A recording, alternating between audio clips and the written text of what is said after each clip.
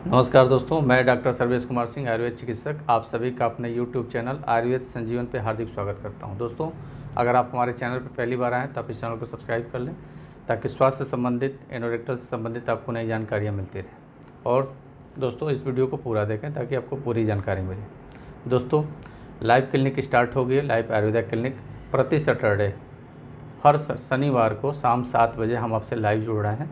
आपके मन में जो भी सवाल हैं, जो भी क्वेरी हैं, आप वहाँ सीधे हमसे लाइव क्लिनिक के माध्यम से जुड़ सकते हैं और अपने जो विकार हैं उससे संबंधित सलाह पा सकते हैं।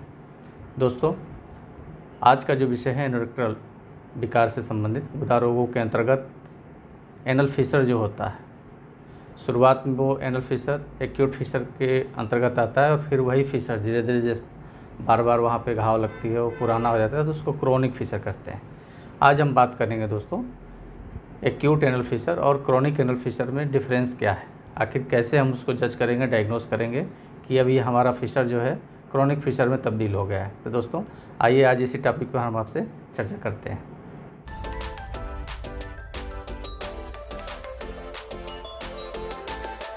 दोस्तों, एक्यूट एनल फिशर और क्रॉनिक एनल फिशर दोनों एक ही विकार हैं, लेकिन जब एक एनल फिशर जो अभी ताज़ा बना है, पहली बार आपको दिक्कत हुई है, हल्का सा फिशर बेड बना है जो आपको इरिटेट नहीं कर रहा है, हल्का सा हुआ, आप उसकी औषधि लिए, चिकित्सा लिए और वो ठीक हो गया।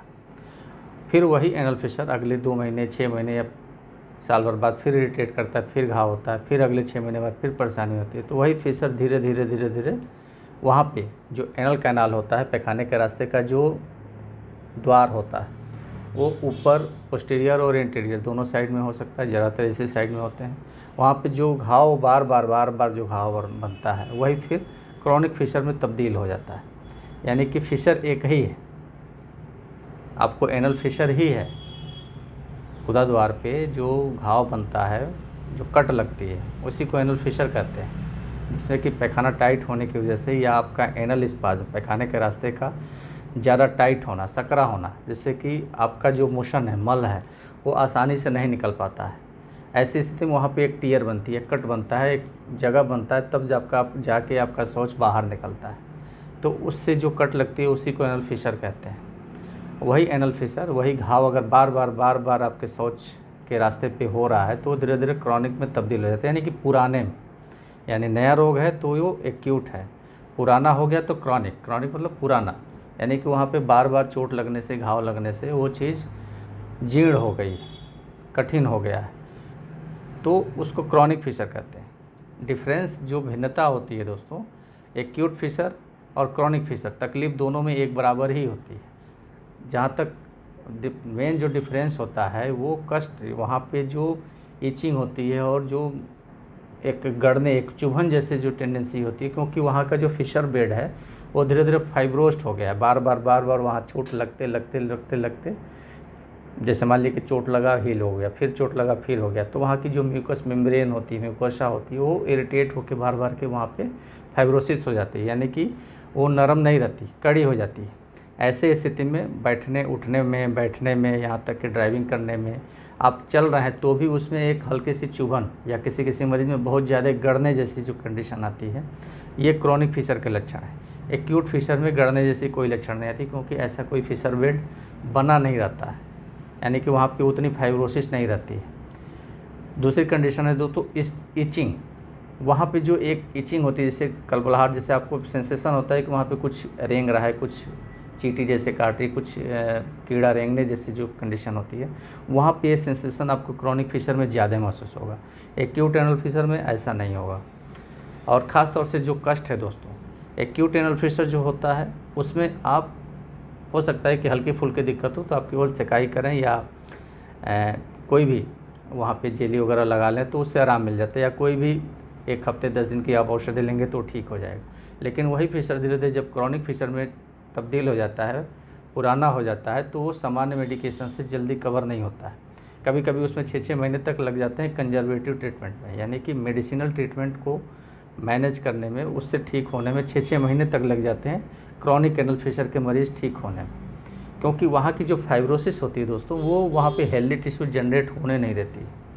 यानी कि वहाँ पे जो कट लगा, जो घाव बना, जो एक वहाँ पे आपका एनल एरिया जो ख़राब हो गया, वहाँ पे हेल्दी टिश्यू डेवलप नहीं होते हैं। इस वजह से वह जो क्रोनिक फिशर होता है दोस्तों, वो जल्दी ठीक नहीं होता है, समय लेता है। और ख़ास तौर से अगर वहाँ पे 2% या 5% भी ऊंड बचा है क्रोनिक एनल फिशर में, तो तब तक वो आपको लगभग 70-80% के बराबर ही फील कराएगा, लगेगा कि आपको आराम नहीं मिल रहा है। क्योंकि जब तक वो कवर अप कंप्लीट क्योर नहीं होगा, कंप्लीट ठीक नहीं होगा वहाँ का ऊंड, तब तक आपको ये एहसास 100% के बराबर ही कराएगा। हाँ, यह है कि उसकी ड्यूरेशन, उसकी जो अवधि है वो थोड़ी सी कम हो जाएगी। ऐसी स्थिति में दोस्तों जो चुभन है, गड़न है, यहाँ तक कि जलन, एक्यूट एनल फिशर में बर्निंग सेंसेशन थोड़ा सा ज़्यादा होती है क्योंकि वो फ्रेश ऊंड होता है, जबकि क्रोनिक एनल फिशर में बर्निंग सेंसेशन उतनी ज़्यादा नहीं रहती है। लेकिन कुछ मरीजों में जो कंप्लेन आते हैं, क्रोनिक एनल फिशर में भी बर्निंग सेंसेशन एक सामान्य से ज़्यादा रहता है। यानी कि बर्निंग सेंसेशन, ये लक्षण दोनों में एक जैसे ही रहेंगे, लेकिन थोड़ा सा डिफरेंस हो सकता है, वो बॉडी टू बॉडी अलग अलग चेंज हो सकता है, अलग अलग मरीजों में अलग अलग लक्षण आते हैं। लेकिन स्पेशली जो वहाँ पे गड़न है, चुभन है, इचिंग है, वो क्रोनिक एनल फिशर में ज़्यादा रहेगा। और ख़ास तौर से जब वो क्रोनिक एनल फिशर होगा तो वहाँ पे एक सेंटिनल टैग, जैसे वो जो वादी बवासीर हमने अपने वीडियो में आप लोगों को बताया, आप लोग उसके बारे में जानें, वहाँ पे एक उसको कवर करने के लिए, उस एनल फिशर को कवर करने के लिए वो सेंटिनल टैग की डेवलपमेंट होगी। यानी कि एक्यूट एनल फिशर में वो डेवलपमेंट नहीं रहेगी, या अगर होती भी है तो बहुत नॉमिनल होती है, फिर वो सामान्य हो जाती है। लेकिन वही एनल फिशर जब क्रोनिक में तब्दील होता है दोस्तों, तो वो धीरे धीरे सेंटिनल टैग बड़े मस्से के रूप में हो जाता है। उससे जो मस्सा होता है उसकी वजह से वो जज होता है कि क्रोनिक एनल फिशर, यानी कि वो टेंडेंसी जो है बार बार रहते रहते वो मस्सा उस प्रकार से ग्रोथ हुआ है। तो सबसे बड़ा जो टेंडेंसी होती है दोस्तों एनल फिशर को जज करने में, क्रोनिक है या एक्यूट है, सबसे ज़रूरी है कि आप केवल हल्का सा ये जो वीडियो है दोस्तों, इससे थोड़ा सा आप जज कर सकते हैं। लेकिन सबसे जो मेन डायग्नोसिस है वो 400 चिकित्सक और प्रोक्टोलॉजिस्ट ही करेंगे कि आपका एनल फिशर एक्यूट में है या क्रोनिक में है।